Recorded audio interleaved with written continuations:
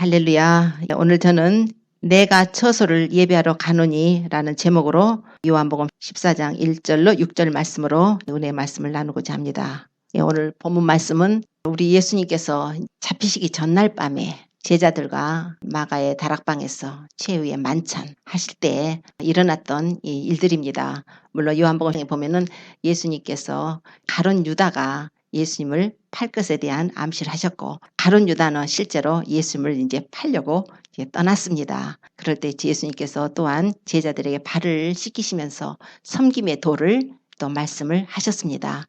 뿐만 아니라 또 주님께서 발을 씻기심으로 인해서 베드로가 주여 내 발을 씻기십니까? 절대로 안 됩니다 했을 때, 내가 네 발을 씻기지 못하면 네가 아무 나와 상관이 없다. 그랬을 때 그러면 주님 내 머리도 내 손도 씻겨주세요. 그랬을 때 주님께서 한번 목욕한 사람은 발밖에 씻을 필요가 없다 이렇게 말씀하십니다. 그래서 이 발을 씻는 그 내용이 꼭 주님께서 남을 섬기는 그 예뿐만 아니라 우리의 회개에 대한 것을 또 말씀하셨다는 것을 알 수가 있습니다.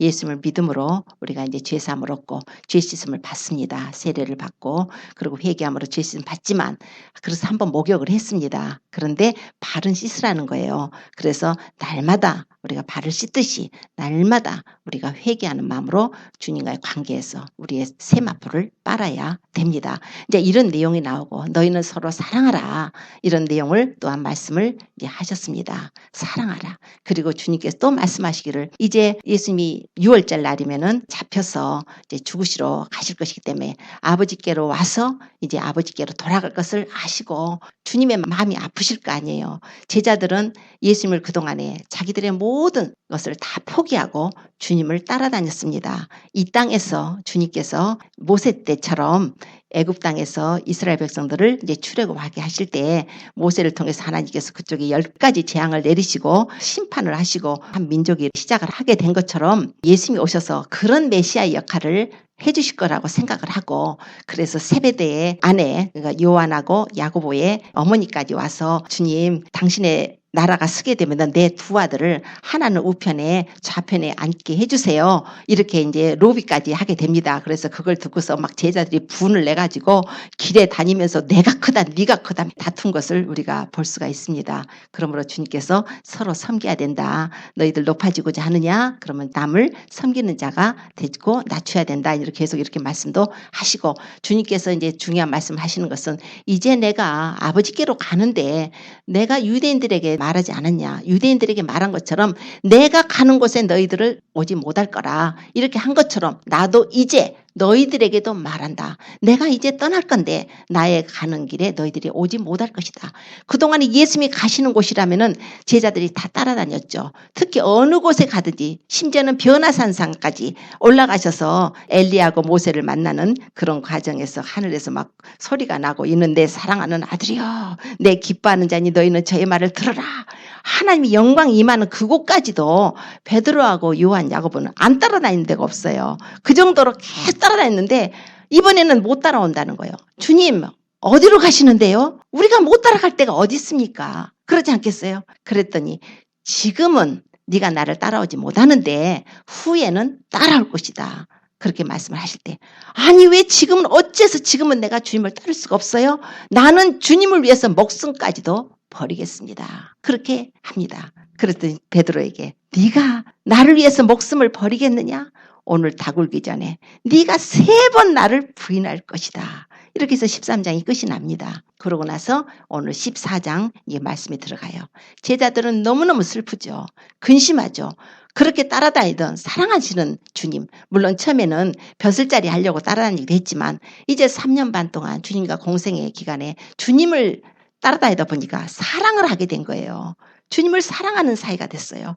도저히 이분이 아니면 견딜 수가 없는데 이분하고 같이 있고 싶은데 주님이 떠나신다니까 너무나 마음이 슬프죠. 그러니까 근심을 해요. 주님이 보시고 너희는 마음에 근심하지 말라. 하나님을 믿으니 또 나를 믿으라. 내 아버지 집에 거할 곳이 마도다. 내가 너희를 위하여 처소를 예배하러 가노니 내가 가서 너희를 위하여 처소를 예비하면 다시 와서 너희를 내게로 영접하여 나 있는 곳에 너희도 있게 하리라. 그렇게 말씀해요. 참 놀라운 말씀을 하시죠. 나의 가는 길을 너희가 알리라. 이제 이거는 더 모르죠, 이제. 아니, 나의 가는 길을 너희가 알리라. 주님 따라오지 못한다고 해놓고 나의 가는 길을 너희가 알리라. 도마가 주여 어디로 가시는지 알지도 못하는데 그 길을 우리가 어찌 알겠습니까? 예수님께서 그때에 내가 곧 길이요 진리요 생명이 나로 말미암지 않고는 아버지께로 올 자가 없느니라. 오늘 이 말씀, 이 요한복음 14장의 말씀을 우리가 어떻게 하면 이해할 것도 같고 어떻게 하면 왜 이 말씀을 하셨는가? 너희는 마음에 근심하지 말라. 하나님을 믿으니 또 나를 믿으라 해놓고 갑자기 내 아버지 집을 말씀하시는 거예요. 내가 너희를 처소를 예배하러 간다는 거예요. 우리가 우리의 처소에 대해서 한 번이라도 생각해 보신 적 있으십니까? 우리가 예수님을 믿고 당연히 천국 가는 줄 알죠. 예수님을 믿으니까 우리의 처소는 생각도 안 해요. 그러나 오늘 주님께서는 내가 너희를 위하여 처소를 예배하러 간다고 그러셨어요. 예수님이 이 세상에 오신 것은 우리의 처소, 하늘 처소를 우리에게 예비하시기 위해서 그분이 이 세상에 오셨고 십자가의 고난을 받으셨고 죽으셨고 부활하시고 예수님께서 승천하셔서 지금 뭐하고 계시냐면 하늘에서 우리의 처소를 예비하고 계십니다. 우리의 처소를 예비하시는데 내가 가서 너희를 위해 처소를 예비하면 내가 다시 와서 너희를 내게로 영접하겠다고 그러셨어요. 주님이 오신답니다. 처소를 예비하면 물론 이것은 각 사람의 한 사람에서 개인적인 종말의 말씀도 있습니다. 한 사람의 개인의 처소가 다 준비되면 예수님 믿는 자로 준비되면 주님께서 때가 되면 불러가시죠. 그래서 우리를 영원한 처소에서 살게 하실 것입니다. 그러나 오늘 주시는 말씀은 그보다도 주님의 재림에 대한 것을 말씀하고 계십니다. 내가 다시 와서 그거를 재림으로 해석하지 않을 이유가 없죠. 주님은 내가 다시 온다는 것은 그 주님의 재림이에요. 그런데 너희를 내게로 영접하신다는 거예요. 내가 다시 오는데 너희를 내게로 영접해서 나 있는 곳에 너희도 있게 하리라고 하셨습니다. 자, 이 말씀을 이해를 하려면 예수님이 재림하실 때는 예수님은 심판주로 오십니다.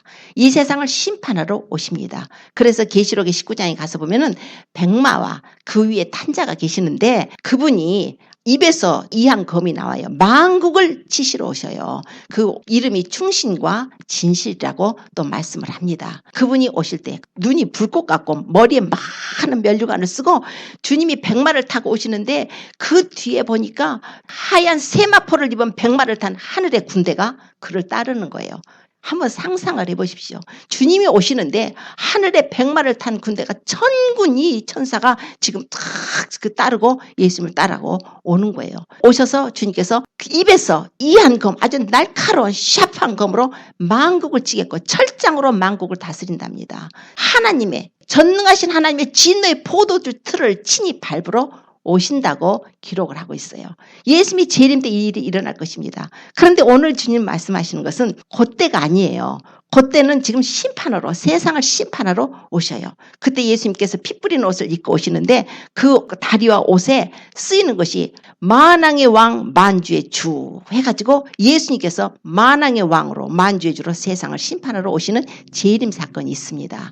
자, 그때 나오는 재림은 예수님께서 이 땅에 재림하시는 거예요. 구름을 타고 오셔서 모든 이 땅의 백성들이 모든 이 땅의 세계 만국 사람들이 주님이 구름 타고 오시는 그 장면을 보게 될 것입니다. 그래서 계시록의 1장 7절에 보면 볼지어다 구름을 타고 오시리라. 각인의 눈이 그를 보겠고 그를 찌른 자들도 볼 터요. 땅에 있는 모든 족속들이 애곡하느니 그러하리라. 아멘. 아주 사도 요한이 그 모습이 너무나 감동스러워서 주님이 오셔서 이 세상을 심판해 주시기를 얼마나 그 당시 그 로마 황제의 핍박 속에 자기는 전승에 하면 끓는 기름가마 속에 들어갔었어요. 안 죽어서 밤모섬에 귀향을 보낸 거예요. 사람을 어떻게 끓는 기름가마 속에다 튀기려고 넣습니까? 이렇게 예수님을 믿는 일에는 그렇게 핍박이 따르고 고난이 따라요. 그래서 그걸 심판하러 오시는 사건이 바로 우리 주님의 재림 사건이에요.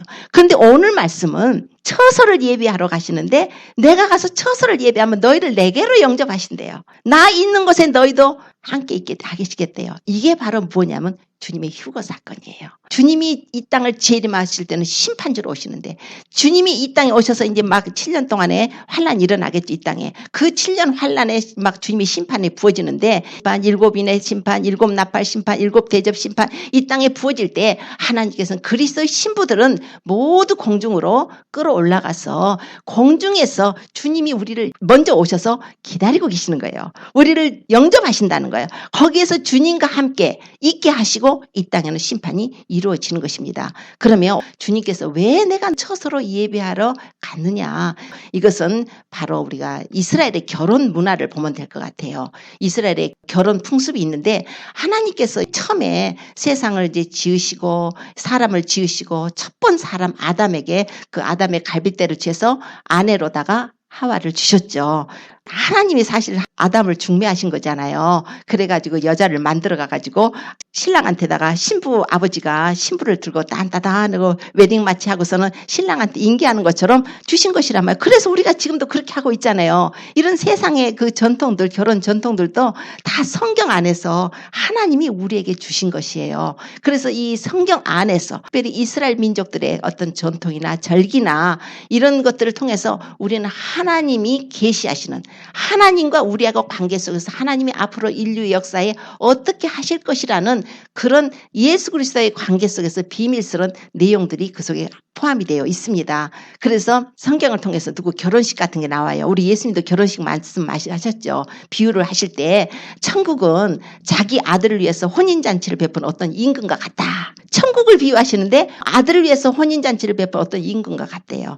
또 예수님이 또 천국을 비유하실 때 마태복음 25장에는 등을 들고 신랑을 맞으러 나간 열처녀와 같다. 이거 혼인잔치잖아요. 이제 그런 말씀들을 주님이 하십니다. 주님께서 첫 번 기적도 갈릴리 가나에 가셔서 혼인잔치에서 물을 포도주로 만드시는 그런 기적을 또 행하셨습니다. 그러니까 이게 다 우연이 없는 거예요. 하나님께서는 뭔가 우리에게 알리시고자 하는 그런 뜻 가운데서 이런 일들이 다 이루어지고 있는 것입니다. 그래서 율법은 장차 오는 좋은 일의 그림자요. 참 형상이 아니다. 그랬지만 우리는 이 지금 율법이라든가 또 신약 성경이라든가 이런 성경이 기록된 모든 것을 통해서 우리가 예수 그리스도를 발견하는 것이에요. 그래서 요한복음 5장 39절에 너희가 성경에서 영생을 얻는 줄 생각하고 성경을 상고하지만 이 성경이 나에 대해서 증거하는 거라고 분명히 하셨습니다. 그러면 이제 오늘 주님께서 내가 너희를 위하여 처소를 예배하러 간다는데 처소를 예배하러 가는 게 어떤 전통이 있는가 하면 이스라엘의 이 결혼 전통에서 그런 내용이 있어요. 신랑이 신부를 위해서 처소를 예배하러 가는 내용이 있습니다. 그러니까 이스라엘의 결혼을 보면은 처음에 신랑이요 신부 집에 청혼을 하러 갑니다. 그래서 우리 창세기 보면은 아브라함이 그 아들 이삭 독자 이삭을 위해서 자기 친족에게로 엘리에셀 청지기를 보내가지고 이삭을 위해서 신부감을 거기서 구해라 해가지고 보냅니다. 가난한 사람들한테 하지 말고 가서 하라는 거예요. 자기 친족으로. 그래서 거기 가서 이삭의 아내감을 우물가에서 만나죠. 그래서 리브가가 일종의 테스트죠. 그 약대에다가 물을 주고 자기에게 물을 주는 것으로 이 사람이 바로 하나님께서 이 사람을 이삭의 아내로 선택했구나 해가지고 그 집을 이제 찾아가게 되는데 마치 아브라함의 동생 집이었어요. 동생의 아들의 이제 딸이었죠. 이렇게 부두엘의 딸이었는데 그렇게 해서 아내를 삼게 될 때에 지금 그 모습이 바로 우리 예수님과 연관이 되어 있습니다. 그러니까 이삭이 리브가를 신부로 취할 때 약대 열필에다가 바리바리 금이나 은이나 아름다운 진귀한 보물들 의복들 해가지고 바리바리 싸가지고 그리 가서 신부를 만났을 때 신부 부모를 만나서 우리 아브라함을 하나님이 복을 주셨고 아브라함에게 아들이 있는데 이 아들에게 모든 소유를 다 줬다. 그래서 이 아들을 위해서 신부를 구하러 왔는데 당신 딸을 내가 우물가에서 만났는데 여차저차 해서 얘가 바로 하나님이 택한 자라고 생각하고 내가 이 집을 왔다. 그러니까 딸을 줄 것이냐 말 것이냐. 그러니까 이 일이 여호와로 말미암았는데 우리가 가부간에 말할 수 없다. 그래가지고서 이제 혼인이 결정이 됩니다. 혼인이 결정이 돼요. 그래가지고 이제 막 그 엘리에셀이 그 가져온 막 선물들을 막 주잖아요. 그러니까 이스라엘의 그 혼인 예법을 보면은 남자 측에서 이제 신랑이 가서 처녀한테 가서 혼인 신청할 때 이 결혼 지참금을 줍니다. 부모나 그 식구들에게 선물을 주고 결혼 지참금을 주고 결혼 서약을 하게 되는 거예요. 결혼 서약을 하는 그 서약 내용이 있는데 계약을 하는 것처럼 결혼 계약을 쓰는 거예요. 그래가지고 이제 혼인 서약을 하겠다 약조를 하는 거예요. 그래서 지참금은 얼마를 가져와라, 어떻게 해라, 내 딸한테 어떻게 해주겠다, 이런 모든 그 남편이 신부한테 해주는 의무조항 같은 거, 여자가 연약하니까 남편이 여자를 이렇게 잘 해주겠다는 의무조항 같은 걸 써가서 여자를 보호하는 법이에요. 사실은 그렇게 해주면 그걸 갖다 문서를 케투바라고 그래요. 히브리어로 케투바라고 이제 그러는데 이 케투바라는 문서를 이제 작성을 합니다. 그러면은 남자와 여자가 이제 결혼 서약이 됨으로써 결혼이 이제 확정된 거예요. 그러면서 남자가 이제 다 거기다가 이제 지참금도 주고 해서 아직 결혼식은 안 했어요. 결혼식은 안 했지만 결혼 서약을 하게 됩니다. 그래서 보면은 마리아, 예수님을 낳게 한 그 마리아하고 요셉이 정혼한 사이였다는 것은 아직 결혼식은 안 올렸는데 법적으로 부부예요. 왜냐하면 그 결혼 서약을 했기 때문에 이제 남자의 소유가 된 것입니다. 이스라엘 법이 그래요. 법적으로. 또 창세기 보면은 롯이 소돔성에 살던 정혼한 사이들이 있었잖아요. 자기 딸들하고 정혼한 사이다. 이건 바로 지금 결혼하기로 이미 다 그렇게 법적으로 이렇게 계약을 맺은 상태라는 것입니다. 결혼식은 안 올렸어요. 이제 결혼식을 올리고서는 이제 정식으로 아주 몸이 가서 사는 거고, 지금은 이제 정신적으로, 이제 영적으로 우리는 영적으로 이렇게 이제 맺어진 상태. 그래서 그때부터는 이 사람의 부인이기 때문에 간음을 하면 안 돼요. 다른 사람을 눈 돌리면 안 되죠. 이제 이런 법적인 구속력이 생겨지는 거예요. 이게 이제 이스라엘 법으로 이제 부인을 하고 만났을 때 이런 계약을 맺는데 그걸 케투바라고 그러는데, 우리 예수님께서 이 세상에 오셨는데 신부를 찾으러 오신 거예요. 그래서 우리 그리스도의 교회가 신부라고 그러잖아요. 에베소서 5장에 가서 보면은 내가 그리스도와 교회에 대해서 말한다. 이것은 비밀인데, 그래서 창세기 2장에 나오는 말씀으로 하나님께서 남자가 그 부모를 떠나서 아내하고 연합해서 한 몸을 이룰지로다 하는 내용이 있어요. 그러니까 남자와 여자가 한 몸을 이룬, 한 육체가 되는, 연합하는, 우리 물론 가정을 이루는 그 남자 여자 관계를 통해서 이 속에서 영적인 의미로서는 그리스도와 우리 교회가 바로 그런 관계라는 거예요. 예수님께서 그런 관계로서 이 세상에 신부를 구하러 오셨다. 이 비밀이 크도다. 이렇게 말씀을 하고 있습니다. 그래서 바울 사도도 고린도후서 11장 2절에 가서 보면은 내가 너희를 정결한 처녀로 한 남편 된 그리스도께 중매하려 한다고 하시지 않았어요? 그러니까 예수님이 오신 것은 신부를 구하러 오신 것입니다. 또한 세례 요한이 하는 말이 신부를 취하는 자는 신랑이지만 나는 그 옆에서 그 신랑의 친구로서 그러한 기쁨이 충만했다. 이렇게 말씀을 해요. 신부를 취하는 자는 신랑이라는 거 예수님을 보고, 세상죄를 지고 가는 어린 양을 보고 그 신부를 취하는 자는 신랑이지만 나는 자기 제자들 요한이건 안드레건 다 그냥 자기 제자였다가 예수님께로 가버렸는데 막 속상해야 될 거 아니에요. 세례 요한이. 그런데 그게 아니라 저분이야. 너희들은 저분한테 가야 구원을 받는다. 저분은 세상죄를 지고 가는 하나님 어린 양이시고 나는 물론 너희들 세례를 주지만 저분은 성령과 불로써 너에게 세례를 주는 분이고 저분은 하나님의 아들이라고, 세상죄를 지니까 너희들 가라고 오히려 길을 열어주지 않습니까? 저분은 신랑이라서 신부를 취하러 오신 분이고 나는 신랑 옆에서 들러리로다가 나는 그런 기쁨이 충만했다. 이렇게 표현을 합니다. 예수님께서 이 세상에 오신 것은 하나님이 보내셨어요. 하나님이 그 아들을 이 세상에 보내셨죠. 바로 우리를 신부 삼으시기 위해서. 이 신부를 어디서 찾냐면 우물가에서도 찾으시죠. 우물가는 또 교회 아닙니까? 예수 그리스도를 믿는 자들 가운데서만 신부를 찾는 거예요.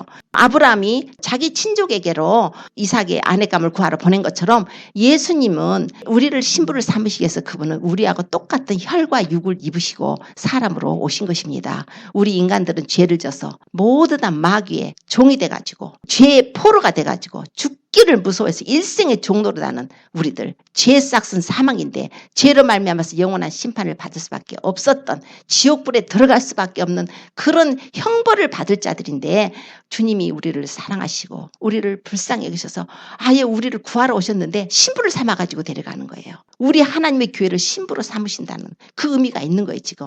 자, 그래서 이스라엘 보면은 그런 식으로 해서 신부 언약을 맺는 것처럼 예수님께서 오셔서 우리를 신부 삼으시기 위해서 예수님도 우리에게 무언가를 지참금을 주셔야 돼요. 우리 신부를 그냥 사나요? 이스라엘의 법에는 신랑 신부가 맺어질 때 야곱이 돈이 없이 갔잖아요. 라헬을 사랑했잖아요. 그래서 라헬을 얻고 싶은데, 그런데 얼마나 사랑했는데 7년 동안을 무상으로 봉사하기로 했잖아요. 그 후에 레아를 주고 속인 다음에 7일 채우면은 내가 라헬 줄 테니까 또 7년 또 봉사해 그러잖아요. 그러니까 야곱을 굉장히 아주 이용한 사람이죠. 이렇게 돈이 없으면 이렇게 몸으로 때운다거나, 또 다윗은 사울의 그 딸 미가를 얻기 위해서 그 블레셋 사람들을 죽여서 양피를 갖다가 또 대신 주지 않습니까? 이 지참금이 있어야 되는 거예요. 예수님이 우리를 신부 삼으셔야 되는데 우리가 죄를 범함으로 죄의 노예가 되어 있단 말이에요. 거기서 속량금을 지불하고 우리를 빼주셔야 돼요. 예수님께서는 그 속량금이 뭐냐면 우리가 죄를 졌기 때문에 우리 죄의 싹은 사망이라 주님이 대신 죽으신 거예요. 죄의 싹. 우리가 죄를 져서 지옥을 떨어질 수밖에 없고 마귀의 종이 되고 그 사망의 권세 아래 잡혀서 우리가 그렇게 있을 때 주님이 우리를 구원하시기 위해서 주님은 십자가 위에 올라가신 것입니다. 내가 너를 사랑하거든. 내가 너를 사랑해서 내가 너를 아내로 삼고 신부로 삼기 위해서 나는 너를 위해서 십자가에서 피를 흘려서 내가 죽음으로써 너를 사겠다는 거예요. 그래서 예수님 앞에 나와서 예수님이 십자가에서 죽으셨는데 우리 죄를 담당해서 죽으셨는데 우리가 그것을 주님이 와서 청혼을 하시는 거예요. 내가 너를 사랑하기 때문에 내가 십자가에서 피를 흘려서 너를 사겠다. 내 아내로 삼겠다. 그러면 그런 청혼을 마다할 자가 누가 있습니까? 나를 사랑해서 그 대신 죽음으로서까지 나에게 청혼을 하는 그분을 우리가 예수, 예, 제가 주님의 신부가 되겠습니다 하는 사람들은 예수를 믿는 거예요. 예수를 믿어요. 베드로전서 1장 18절에 우리가 너희 조상의 망령된 행실에서 구속된 것은, 구속이라는 값을 주고 샀다는 거예요. 구속된 것은 은이나 금이나 없어질 것으로 된 것이 아니고 흠없고 점없는 어린 양 같은 그리스도의 보배 피로 된 것이라고 말씀을 해요. 고린도전서 6장 19절 20절에는 이렇게 말씀해 너희는 너희의 것이 아니다. 값으로 산 것이 되었으니 너희 몸으로 하나님께 영광을 돌리라. 우리는 값으로 사신 바 된 자입니다. 예수님이 값 주고 우리를 사셨어요. 그분의 신부로 사신 것입니다. 또 사도행전 20장에 또 나와요. 하나님이 자기 피로 사신 교회. 우리를 교회는 하나님이 자기 피로 사셨다고 말씀을 해요. 그렇게 샀습니다. 그래서 혼인 세약을 맺었어요. 그래서 케투바를 맺었습니다. 언약을 했어요. 그러면 우리는 이미 예수님의 소속입니다. 그러고서는 이제 그 남자는 어떻게 해야 되느냐. 바로 결혼식을 하는 게 아니에요. 자기 집으로 가요. 자기 집으로 가서 처소를 만들러 가는 거예요. 신랑이. 처소를 예배하러 가는 것이 법입니다. 그동안의 신부는 남편을 기다려야 돼요. 남편을 기다리는데 아주 순결하게 자기 정절을 지키고 절대 딴 남자한테 마음을 두지 않고 이미 결혼했으니까 법적으로는 부부니까 몸으로는 연합으로다가 완전히 결혼의 완성은 안 됐지만 법적 구속으로는 계약서를 맺고 이미 그분이 값을 주고 사셨으므로 그분의 것이 됐으니까 그러니까 이스라엘 처녀들이 이 신랑이 오는 걸 기다리는 거예요. 그래서 열처녀의 비유 보면은 신랑이 오길 기다리잖아요. 그때까지 기다렸다가 등불 들고 기다렸다가 그 5처녀 기름 등불 예배한 들러리 들어갔지만 다른 사람은 못 들어가지 않습니까? 신랑이 언제 올지를 몰라요. 그러나 신랑이 처소를 예배하러 가면 내가 다시 와서 너희를 나 있는 곳으로 영접한다고 주님이 하신 것입니다. 예수님은 지금 처소를 예배하러 가셨어요. 그래서 지금 예수님은 십자가에서 죽으시고 부활하신 후에 아버지 집으로 가셔서 우리가 살 처소를 만들러 가신 것입니다. 보통 한 1년 내지 2년 정도를 약혼 기간하고 이제 결혼이죠. 그런데 1년, 2년 기간을 신랑이 자기 집에 가서 그 처소를 예배하고 신부를 데리러 온답니다. 그럴 때 이제 선물을 또 신부한테 줘야 될 거 아니에요. 그래도 내가 사랑하는데 내가 너를 이렇게 모든 걸 계약을 해서 지참금도 주고 너를 사랑하니까 너도 나만 사랑해달라. 나 올 때까지 절대 마음 변하지 말고 기다려달라 하고서 어떤 약조의 선물을 주는 것이 있습니다. 그래서 신부한테 선물을 주고 신랑이 떠난답니다. 지금 이렇게 우리가 믿음으로 예수님하고 이제 법적 구속력이 생겼죠. 이제 언약을 맺었죠. 선물들을 혹시 받으셨어요? 예수님으로부터? 근데 예수님이 분명히 선물을 주셨다는 거예요. 그 선물이 뭐냐면 바로 성령님입니다. 그래서 에베소서 2장 8절에는 너희가 그 은혜를 인하여 믿음으로 말미암아 구원을 얻었으니 이것이 너희에게서 난 것이 아니요 하나님의 선물이라. 구원이라는 선물을 주셨어요. 주님께서 내가 아버지께 구하겠다. 요한복음 14장 16절에 보면은 내가 아버지께 구하겠으니 내가 가서 또 다른 보혜사를 구해가지고 너희에게로 보내겠다 그랬어요. 저는 진리의 영이에요. 세상은 저를 받지도 못해요. 저를 알지도 못하고 보지도 못해요. 그러나 너희는 저를 아나니 그가 성령이 너희 속에 계시겠고 너희와 함께 거하실 것이라. 내가 너희를 고아처럼 버려두지 아니하고 너희에게로 오리라. 주님이 성령을 보내신다고 약속을 하셨어요. 그래서 에베소 4장 7절에 가보면은 우리 각 사람에게 예수님께서 각 사람에게 그리스도의 선물의 분량대로 은혜를 주셨다고 말씀을 합니다. 선물의 분량대로, 그리스도의 선물의 분량대로 은혜를 주셨는데, 그러므로 위로 올라가실 때 사로잡힌 자를 사로잡고 사람들에게 선물을 주셨다 한가 같으니라, 이런 말씀이 있어요. 예수님이 십자가에서 죽으실 때 우리가 마귀의 종 돼가지고 죄의 종으로 그쪽이 포로가 돼 있었는데 우리를 전부 그 피값을 주고 구속하셔서 십자가의 피로 우리를 사셔서 주님이 그 사로잡혔던 자를 주님이 사로잡은 거예요. 우리 너는 내 거야 이제. 너는 나의 소유다 하고 그분이 위로 올라가실 때 각 사람에게 그리스도의 선물의 분량대로 선물을 주셨다는 거예요. 성령을 선물로 주셨죠. 우리가 성령을 선물로 받으셨습니까? 그러면 예수님과 언약 관계를 맺고 있다는 걸 분명히 나타내고 있는 것입니다. 그래서 예수님 우리의 신랑이시죠. 예수님께서 이제 올라가신 후에 이제 집을 다 처소를 만들었어요. 그래서 오셔야 되는데 신부한테 기별을 해줄 수가 없어요. 왜냐하면 그 법이 신랑이 아버지가 언제 가서 신부를 데려오라는 것 신랑 아버지의 권한입니다. 신랑 아버지만이 그 권한이 있어요. 그래서 아무도 몰라요. 그 날과 시는 아무도 모른다는 것이에요. 예수님께서 자꾸 그 날과 시는 아무도 모른다 하지 않습니까? 날과 시는 아무도 모른다 하는 것이 바로 그런 의미에서 나오는 거예요. 아버지만 아신다. 제자들이 주님이 다시 오신과 세상 마지막 끝에는 언제 그런 일이 있겠냐 했을 때 그 날과 시는 하늘의 천사도 모르고 아들도 모르고 오직 아버지만 아시느니라. 이게 바로 이제 이스라엘의 혼인법에 같이 주님하고 비슷하게 지금 말씀을 하고 있는 거예요. 아버지만 아시는 거예요. 아버지만이 얘들이 됐다. 이제 신부를 데려올 때가 됐다. 이래서 아버지가 결정을 하신다는 것입니다.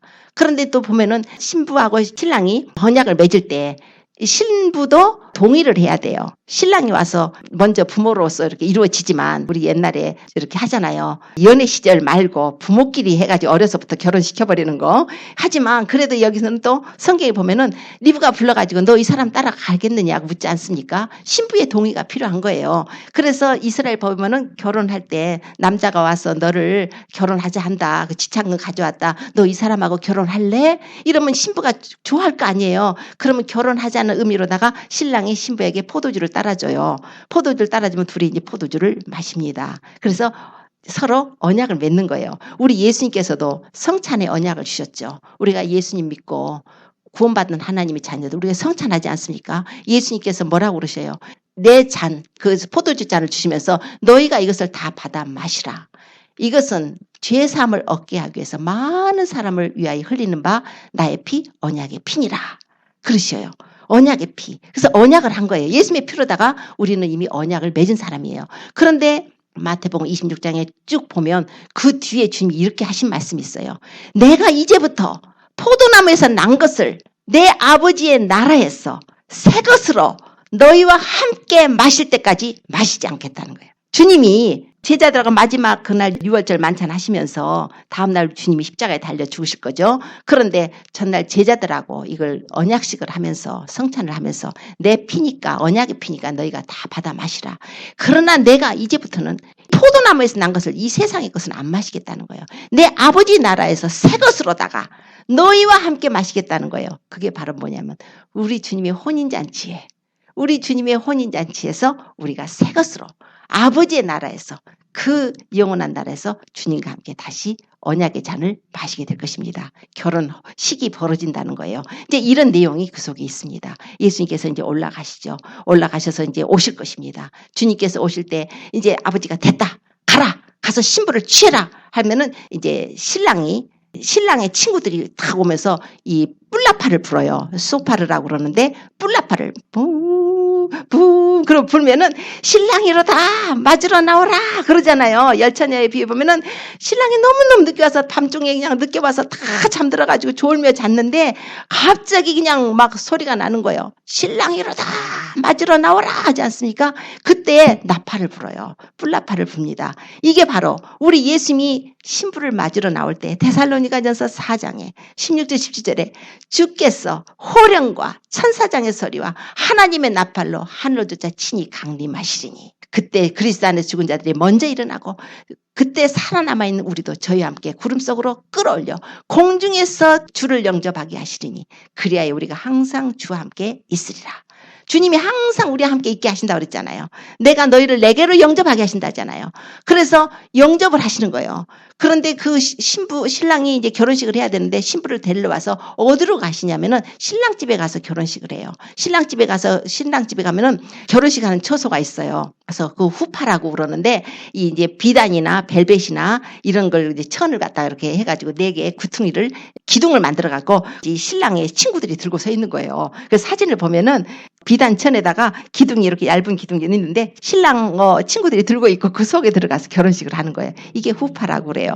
자, 그런 것처럼 혼인잔치가 시작되는데 거기 공중에서 우리 주님께서 예비하신 그곳에서 우리가 7년 동안 우리가 혼인잔치를 한다는 것이 성경의 비밀입니다. 우리 예수님께서 그래서 이 땅에 재림하시기 전에 신부들을 먼저 데리고 가시는 거예요. 신부들을 먼저 데리고 가셔서 거기에서 신부하고 결혼식을 하고 7년 동안 거기서 이제 혼인잔치를 벌리고 그리고 나서 7년 후에 이 땅으로 재림하게 되는 것입니다. 그런데 가장 중요한 것은 신부의 예복이에요. 우리 결혼식 하면 웨딩드레스 입지 않습니까? 예복이 구겨지지 않도록 더러워지지 않도록 흠이 없어야 돼요. 신랑은 집을 준비하러 갔지만 신부는 그동안에 예복을 준비해야 되는 거예요. 예복을 하얀 옷으로 하얀 드레스로 준비를 해야 되는데 그것은 바로 순결을 상징합니다. 그래서 세상과 짝하지 말라는 거예요. 너희들 간음하는 여자들이요 세상과 벗된 것이 하나님과 원수됨을 알지 못하느냐. 왜냐하면 우리가 그 간음을 했다는 것은 그 사람하고 언약을 맺은 사람 얘기하는 거예요. 예수님 안 믿는 사람한테 간음했다고 얘기하는 게 아니에요. 주님이 말씀하신 것은 예수님을 믿겠다고 그 피의 언약에 동참을 했고 그 피를 주님과 함께 나눠 마시고 저는 주님만 사랑하고 신랑 대신 예수님만 기다리겠습니다 하고 언약을 맺은 사람들인데 그 옷을 하얗게 준비를 하고 있어야 되는데 티도 없고 주름 잡힌 것도 없이 있어야 되는데 자꾸 더러운 죄의 때를 묻히고 구겨지고 더러워지고 이렇게 하면은 신부가 준비가 안 된 거예요. 신부가 준비가 돼야 된다는 것은 그만큼 순결한 신부로 준비가 됐을 때 그래서 요한계시록 19장에 가서 보면은 빛나고 깨끗한 세마포 말씀이 나와요. 우리가 즐거워하고 크게 기뻐하세. 어린 양의 혼인기약이 이르렀고 그 아내가 예비되었으니 그 아내가 예비했다는 거예요. 저에게 허락하사 빛나고 깨끗한 세마포를 입게 하셨은즉 이것은 성도들의 옳은 행실이라. 신부가 남편을 기다리는 그 예복이 바로 성도들의 옳은 행실, 순결, 정절, 또 뿐만 아니라 잠언서 보면은 이제 31장 이제 30절로 쭉 이하로 보면은 고운 것도 거짓되고 아름다운 것도 헛되지만 오직 여호와를 경외하는 자는 칭찬을 받을 것이요. 여호와를 경외하는 것입니다. 그리고 그 웨딩 옷은 그 예복은 순결을 상징하고 신랑에 대한 존경을 상징하고 있습니다. 정절이죠. 그래서 마태복음 22장 가면은 혼인잔치 예복을 안 입고 온 사람이 임금이 와서 보더니 너는 왜 혼인잔치에 예복을 안 입었냐. 그래가지고 그 사람 수족을 묶어갖고 바깥 어두운 데다가 던져버리잖아요. 그래서 청함은 받은 자는 많되 택함을 입은 자는 적다고 말씀을 하는 것입니다. 우리가 예수 그리스도를 믿어서 이렇게 주님의 보배 피를 은혜를 입고 죄사함을 얻어서 하나님의 자녀가 된 사람들은 모두 예수님과 신부의 언약을 맺은 사람이에요. 법적으로 돼버렸어요. 호적이 올라간 거예요. 우리가 그 맺는 순간에 호적이 어디냐면 하나님의 어린 양의 생명록에 기록이 됐다는 것입니다. 우리가 그 어린 양의 생명이 기록됐다는 의미가 주님과 피의 언약을 맺었다는 거예요. 너는 나의 신부라는 거예요. 교회는 그래서 그의 신부라는 것입니다. 우리가 교회가 그의 신부라는 것을 이제 아시겠죠. 왜 우리가 세상과 짝하지 말아야 되고 세상 것에 취해서 영적으로 잠들면 안 된다는 걸 주님 말씀하시는 거예요. 오직 신랑이 언제 오시려나. 신랑이 나를 데리러 오실 때에 그냥 그때 준비되고 있다가 신랑이 부를 때 예 하고서는 우리가 올라가야 된다는 거예요. 이게 바로 우리 교회의 할 일이에요. 그런데 그냥 너무 신부가 바빠요. 아우 나 신랑 오기 전에 실컷 좀 놀고 갈 거야. 나 이 세상에서 놀고 갈 거야. 아유 신랑 오는데 좀 있으면 나는 이제 시집살이 하느라고 놀지도 못할 것 같아. 나 지금 놀래. 여전 나가서 놀러 다녀. 그걸 누구 신랑을 해. 그 가늠하는 여자죠. 그래서 주님께서 말씀하시는 게 너희들 이 세상이나 이 세상에 있는 것들 사랑하지 마라. 육신의 정욕과 안목의 정욕, 이생의 자랑 다 세상 것인데 이것들은 다 없어질 것이다. 계속 주 예수 그리스도 그분이 너의 주고 너의 신랑이고 우리 하나님이시니까 영원히 그분하고 살고 그분을 경외하고 사랑하고 살아야 될 자들이니까 우리가 우리를 자신을 세상으로부터 지켜서 정결케 하라 하는 의미가 있는 것입니다. 오늘 주님께서 말씀하잖아요. 내가 너희를 위해서 처소를 예배하러 간다는 것이 바로 그런 의미입니다. 신랑이 처소를 예배하러 갔다는 것은 신랑이 처녀와 케투바라는 혼인 계약을 했다는 거예요. 혼인 계약을 했기 때문에 그 사람을 위해서 이제 처소, 영원한 처소에서 우리를 살게 하시려고 가신다는 거예요.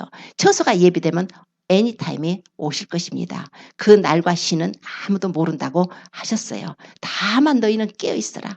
네가 만약에 그때 내가 왔을 때 네가 나의 신부로 준비가 안 됐다면 너는 세상에 남겨지게 될 것이다. 버림을 당한다는 거예요. 그때 두 사람이 밭에 있을 때 한 사람은 데려감을 당하고 한 사람은 버려둬 버린다는 거예요. 버려버린다는 거예요. 아니 저걸 누가 신부라고 해요. 아니 저렇게 더러운 여자를 누가 신부라고 하겠냐고요. 맨날 다른 남자들하고 돌아다니고 자기 없는 동안에 했다면 그걸 왜 모르겠어요. 하나님 전능하신 하나님 왜 모르겠어요. 그러니까 저건 버려둬 버린다는 거예요. 두 여자가 매를 갈고 있는데 하나는 데려감을 당하고 하나는 버려둠을 당한다는 거예요.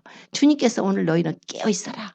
주님이 언제 오실지 밤중에 오실지 정말 새벽에 오실지 언제 오실지 모르는 거예요. 아무도 모르니까 다만 할 수 있는 것은 깨어있고 다른 사람과 같이 자지 말고 너희는 근신해서 깨어있어서 그 날과 시는 아무도 모르니까 도적같이 내가 오는데 너희들이 깨어있으면 나는 도적같이 올 수가 없어. 낮의 아들이고 너희는 빛의 자녀이기 때문에 훤한데 저 사람이 오면 다 알지. 깜깜한데 모를 때 와서 하는 게 도적인데 우리가 다 알고 있다는 거예요. 그러므로 우리는 깨어있어라. 그리고 나서 그때 만약에 들림받지 못하면 이 세상에는 심판이 7년 동안 있게 됩니다. 공중에서 우리는 7년 동안 혼인잔치를 하게 되는 그 영광에 들어가야 돼요. 주님의 교회라면 마땅히 그래야 됩니다. 그래서 우리는 우상 숭배도 하면 안 돼요. 세상과 간음하면 안 돼요. 오직 우리의 남편 대신 예수 그리스도를 정결한 처녀로 우리 자신을 지켜서 어린 양이 가시는 곳에 어디든지 따라가는 그런 순결한 자들이 되어서 우리의 마음을 세상에 뺏기면 안 되고 우리의 마음을 다른 것에 뺏기지 않고 오직 그분의 음성에 그분이 언제 오시려는 거 뭔가 뽑고 싸고 나 자신을 애써같이 향품으로 6개월 동안 몰약으로 다 6개월 동안 몰약기름으로 자기 자신을 단장하고 그 왕 앞에 나간 것처럼 우리도 그렇게 단장을 하라는 것이에요. 이 성경이 써진 내용이 다 그런 내용이 있습니다. 우리는 주님과 함께 포도주의 언약을 했어요. 그의 피로다가 우리가 죄사함을 얻었습니다. 이제 주님과 함께 그 결혼식에 어린 양의 혼인잔치에 우리는 주님이 새 포도주로 거기서 아버지의 나라에서 새 포도주로 우리와 함께 마시겠다고 지금 혼인잔치가 준비되고 있는 것입니다. 이제 어느 날에 나팔소리가 들릴 것입니다. 이 땅에 남겨지면 환란이요. 이 땅에 남겨지면은 그때는 말로 할 수 없는 고통, 슬픔, 자기 일을 가는 일이 일어날 것입니다. 뿐만 아니라 이 땅에 남아지게 되면 그때 이 세상은 이런 세상이 아니죠. 이런 환란이 세상 이래 없을 것이라고 그랬어요. 그러므로 너희는 지금부터 세상에 취하지 말라고 하셨어요. 인자 올 때 이 능히 환란을 피하고 인자 앞에 서도록 항상 기도하고 깨어있을 것을 권하셨습니다. 깨어있으십시오. 이제 말씀과 기도로 우리가 주님과 교통을 계속적으로 하십시오. 말씀을 하루라도 안 먹으면 배가 고프잖아요. 주님을 사랑하면 그 말씀이 막 살아서 내 속에 들어옵니다. 그래서 그 말씀이 너무나 기쁜 거예요. 세상 기쁨하고는 비교할 수가 없어요. 성경 읽다 보면 그 말씀이 탁탁 내 이 마음에 막 할에 닿으면 막 이래요. 너무나 벅차서 주님의 그 모습이 보이는 거예요. 이렇게 말씀과 교통을 하십시오. 그리고 말씀대로 살라고 기도로서 그분과 교제를 하십시오. 그리고 내 자신의 죄를 멀리하고 음란한 거, 세상 거, 짝하는 거, 세상의 쾌락들 이런 거 다 잘라내야 됩니다. 주님은 그걸 간음하는 여자라고 그래요. 온통 우리가 사랑하는 우리 주님만 생각하기를 원해요. 연애할 때 맨날 사랑하는 남자 생각하고 있듯이 자나깨나 그냥 생각하고 있듯이 그렇게 하기를 원하십니다. 그래야만 우리가 마음을 세상에 뺏기지 않을 수가 있습니다. 그리고 우리가 이제 서로 다른 사람을 용서를 해야 됩니다. 용서. 그래서 용서를 하시기도 하고 받기도 하고 다른 사람과 모든 사람과 더불어 화평함과 거룩함을 조치라. 이것이 없으면 아무도 주를 보지 못하리라고 하셨어요. 화평해야 돼요. 원수가 있으면 안 됩니다. 다른 사람하고 원수가 있으면 내가 올라갈 때 원수가 내 발 잡고 늘어져요. 그럼 못 올라가요. 그러니까 원수들 다 이렇게 깨끗하게 다 하십시오. 용서하고 화해하고 그리고 더러우면 마귀가 내 거 가지고 있다고 이건 내 건데 네가 어떻게 천국 들어가냐고 이건 내 소유인데 네가 더러운 거 내 거 죄를 가지고 어떻게 천국 들어가냐고 이건 너는 우리 소유라고 마귀가 자기 소유권 주장해요. 그렇기 때문에 우리는 죄를부터 멀리하고 정결하고 서로 사랑하고 화평하고 우리 자신을 무슨 뭐 외모를 단장하고 이런 자신이 아니라 내면적인 걸 말합니다. 그래서 정결함과 겸손함과 온유함과 그래서 염치와 정절로 단장하라고 디모데 전서에서는 말씀을 해요. 그리고 선한 행위로 우리를 단장하라. 이렇게 해서 마지막 때가 갈수록 우리는 자신을 좀 더 주님하고의 더 깊은 관계를 맺으십시오. 대충 신앙생활 하는데 나를 데리고 갈 거라는 생각은 잊으십시오. 주님의 신부는 깨어있는 자만 올라갑니다. 깨어있는 자만 성령 충만 받으십시오. 그래서 기름등불 예배하라고 하는 것이에요. 그래서 우리는 이제 더 그 말씀, 기도, 또 주님을 찬양도 많이 하시고 감사하고 또 기쁨으로 살되 또 이 주변 사람들에게 예수님을 전하십시오. 남겨지게 되면은 적그리스도 나와서 표받으라 할 것이고 그러면 그때는 안 받으면 살지 못합니다. 그러면 뭣도 몰라가지고 다 받아가고 다 지옥 가요. 그러니까 남겨지지 않도록 지금 복음을 전하십시오. 자녀들 위해서 기도하십시오. 형제들, 부모 다 위하시고 남편, 아내 위해서 기도하시고 또 나라와 국가 특히 미국과 한국 위해서 많이 기도해 주십시오. 이스라엘 위해서도 기도를 하셔야 됩니다. 그래서 우리가 나 자신만 혼자서 이렇게 하는 게 아니에요. 예수 믿는 것은 나만 깨끗하게 살고 나만 거룩하게 살고 나만 믿음 지켜서 천국까지 그거는 안 되는 거예요. 그것을 원하는 게 아니라 주님을 위해서 살으라고 하십니다. 예수님 나는 믿으니까 나는 갈 거야. 나만 깨끗하면 되지. 그것은 보장된 게 아니에요. 그것은 미끄러지기가 쉽고 주님은 주님을 위해서 사는 것을 원하세요. 그래서 주님의 마음을 가지고 주님이 기도하기를 원하시는 그 부분들을 우리에게 주시면 그걸 기도를 하십시오. 중보도 많이 하셔야 됩니다. 그래서 날마다 우리가 주님과 교제하고 믿음으로 승리해서 그날에 나팔소리 날 때 우리가 전부 공중으로 들림받아서 주님과 함께 혼인잔치에 참여하는 그 영광에 들어가시는 저와 여러분 되시기를 예수님을 축원합니다. 기도드리겠습니다.